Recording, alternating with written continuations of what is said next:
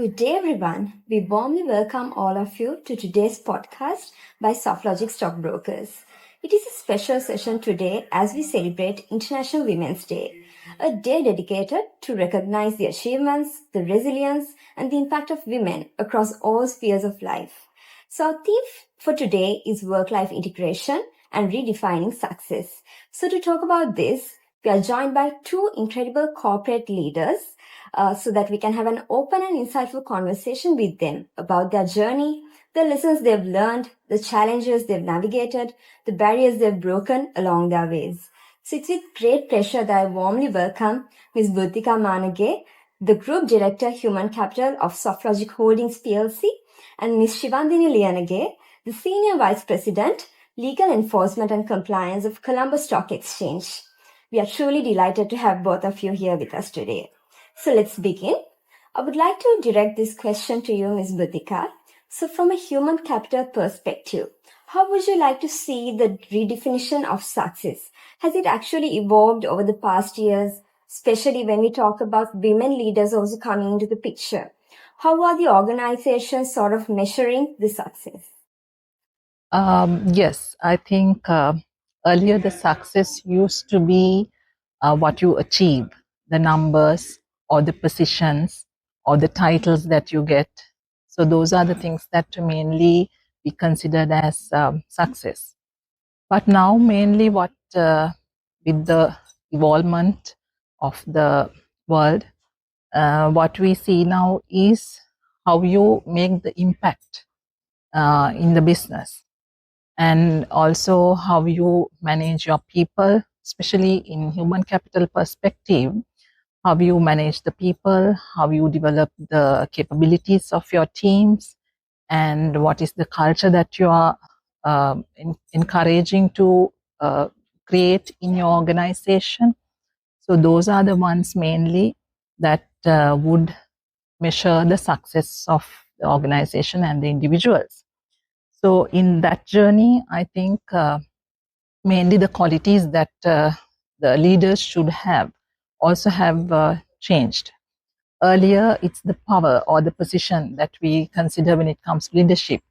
But now, how and the way that they create the impact in the business and impact in the people and the organization is what the leaders' success would measure in that way only. Especially when it comes to females, by nature, they are very resilient and have the empathy and alignment with all stakeholders and long-term thinking. Those are naturally with the women. So those are not anymore soft skills, but those can be used as strategic advantages when it comes to female leaders, how they could contribute to the success of the organization. And the measurements also have changed.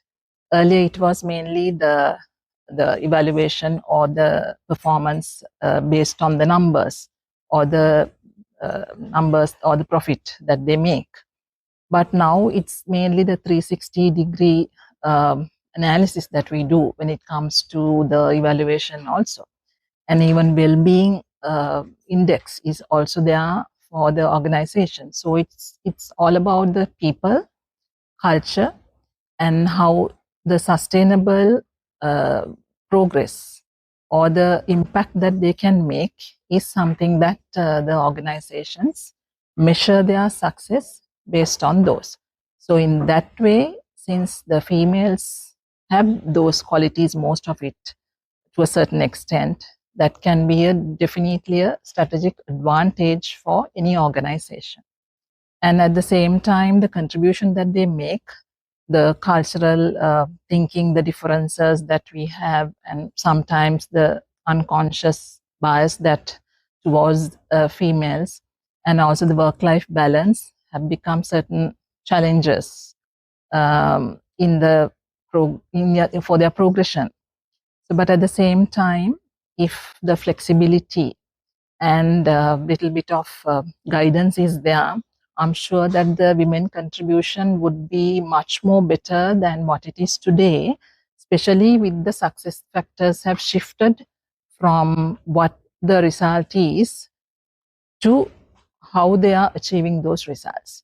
So with that, I think the contribution of women can be much more better, and especially with the new challenges that we are facing in the world, I'm sure that for sustainability that the women can do a lot. So it's really great to hear that, as Ms. Buddhika correctly mentioned, that not only just the numbers, we should look at people management as well, that females can properly do. So we have that edge in that sense. So I would like to redirect that same question to you, Ms. Shivandini. So in your field, specifically in your role in capital markets, how do you see this evolvement of success over the years? And in your opinion, how would you like to redefine success? Success to me would be the feeling of fulfillment, growth, feeling valued, appreciated, financial independence, um, being able to blend my career aspirations with my personal commitments, um, maintaining good health, and basically achieving that level where you have inner peace and contentment. I would also like to be in control of my time. And all these things, in all, it would boil down to being the best version of myself. But if you ask me if this has evolved over time, most definitely yes. Because if you ask my younger self, I would have had a different definition of success, because my younger self would have aspired to achieve perfection. And I would see success as wealth, as status, as how fast I can achieve my goals. I would be worried about people's perceptions, and I would seek validation. But over time, you realize that there's no such thing as perfection. It's all about blending your career aspirations with your personal commitments, managing it, integrating it. That is the real meaning of success for me. All right. So that's really inspiring, as she correctly mentioned. So it's all about managing everything. It's not about perfection in one corner. So that's really interesting, Ms. Shivandini. So we're actually interested to know about both of your success stories. So I would like to ask Ms. Buddhika, in your opinion, how have you navigated through this journey to becoming an HR leader? Were there any special moments or decisions that you undertook to come up to this status? Yes, actually, I was originally not a HR professional, or I have not studied HR initially, but I actually started as a graduate in statistics. My first degree is a special degree in statistics from University of Colombo. And then after that, I did my master's in Moorootu University. And then I joined the national career as a management trainee. I started my career as an executive in procurement, and then moved to administration, then moved to operations, and then moved to HR. So in that journey, I always ensured that I'm continuous learning, and I added value to myself in whichever the field that I wanted to be. So there, it was a lot of commitment, a lot of sacrifices made, and a lot of hard work. And whatever the job that I did, I have always gone beyond the job description. So I think that is the success of my career growth. At the same time, I have never had any competition with anybody. I always added value to myself to be a better person tomorrow than today. I was always concentrating on my progress without comparing with somebody and having a competition. That is also one reason, I think, for the success. And at the same time, I have never chased behind titles, but I always ensured that I built my leadership qualities. And I have also never chased behind positions, but I have always developed my capabilities. And Also have never chased behind recognition, but I have always tried to build impact in the organization. So those are the things that I think mainly contributed. And also, it's not only restricting myself to the field that I'm doing. I've always studied something new, meaning that I'm a professional coach. In Coaching Federation, I got that qualifications whilst I was heading HR. Actually, I was heading the group HR of the national carrier, that is with Sri Lankan Airlines and also Sri Lankan Catering. And after that, only I moved a year ago to Asiri Hospitals, the biggest hospital chain, as the group direct HR. And same year, last year, in addition to that, I became the group director human capital for the Softlogic group as well. So I think as women, we are good at multitasking. So that is also a success, that I managed to handle so many functions at the same time. And when I was heading the group HR of the airline, I was also heading the operational department in flight services also at the same time of the airline, which was a very challenging job. But even right now, I'm also a council member of the Chartered Institute of Personal Management, CIPM. And whilst doing that, I also completed the CMI consultancy level 7 qualification of UK. So that is to be ready for the future. If a day that I decide that I'm not going to work for corporates, then I can be on my own confidently, since I'm qualified as a consultant as well. So once I completed that, right now even I'm studying CMA, that is the finance and accounting qualification. So this is not just adding qualifications into my CV, it's just that the learnings that would help me to a better person tomorrow. With all that, it's not only the education, the value system that we have, then the integrity.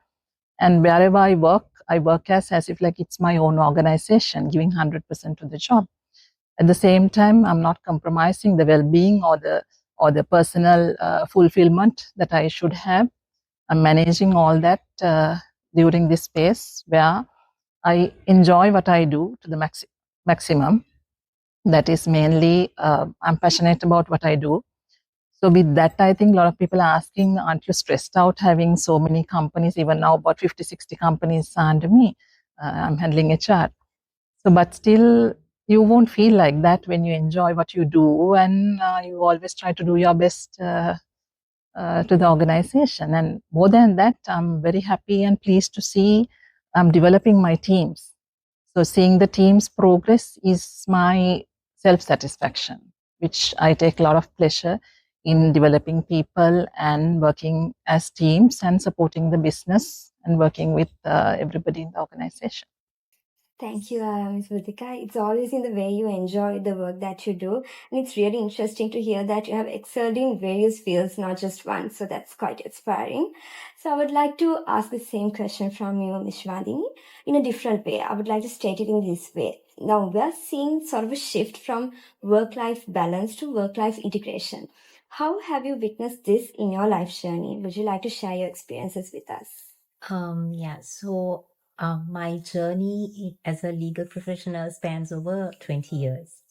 Most of it has been in corporates, and I have seen my share of employee burnouts. So you need to really figure out what works for you, and you need to learn to prioritize. Days that your work would require you more than your home, for instance. But there are other days where your son might need you at a parents' teachers meeting. So it's about adapting. It's about learning to be flexible and agile. And you need to understand that there is nothing called a perfect balance. You need to realize that you can't control everything around you. And you need to know when to let go, what to let go, and not to, seek for perfection or seek that everything is in order. It's okay to drop a glass ball or two, right? No harm done, but you still survive. You live for the day, you live to balance it all and make things work. So that's really interesting to hear from you that you have very well managed your professional life as well as your personal life. So let's get into the final stage of our discussion. Would like to hear from you. What message would you like to convey for the audience? So, Ms. Buddhika, can you advise, what sort of an advice would you like to share with the younger generation, especially for women who are about to enter into the corporate sector, in order to what to prioritize, whether it's work-life balance, responsibilities, achievements, etc.? Yeah, those who are coming to the field, mainly to the corporates, it's not only the positions or the success is not only coming up the ladder. It's how you make impact in the lives of people and the organization. And what are the values that you create in an organization. So those are the things that we need to concentrate on. So for that, yes, definitely achievement is required. But for that, mainly the resilience. Because at present, with the things that are happening in the world and the things that we have faced in the recent past, resilience is very, very important so that we should be able to manage any challenges and any changes and to work with our teams and give that sustainable impact to our organizations. And at the same time, continuous learning and growth, which is very important so that we are ready for the future. Because with the technology coming in and a lot of new trends in the world, we will be outdated if we are not going with that trend and if we don't do the continuous learning and also adaptability. With the changes, we should be able to, get into any field and work, and we should be ready for that as females and or women. We shouldn't be blaming the rest of the things, but we should ensure that we are ready to face the future. And at the same time, as I said, the impact that we can make in other people's life and resilience, how to manage your work and the life, personal life. And as I said, we should never compromise or at the expense of the well-being and the personal fulfillment. We should not think of our career growth. We should always have that balance. And how you make an impact in, especially from human capital perspective, how you make impact in the people's life and how to develop people and the capabilities to face the future of the organization is something that the newcomers to the industry or to the corporate should think about. And there are no shortcuts in life. We will have to, go through, we have gone through a lot to come to this. But if you have your value system and with integrity, and if you have an aim, goal, and which will not get distracted due to external factors, I'm sure that anyone can achieve anything that they want to achieve. That's a great message. We should always balance things off. It's a mixed bag of things to prioritize and also to balance. So I would like to ask the same from Ms. Shivandini. What sort of a message would you like to give for the younger next generation, especially for women who are aiming for careers in capital markets as well as in the legal segment? How would you like to advise them? So there's no shortcuts to success or reaching the top. You need to work smart, but you need to also learn to manage stress, because in whatever you do, whatever role you play, there's always stress in work life, and also if you have children, if you have other priorities at home, parents, you will always have stress back at home as well.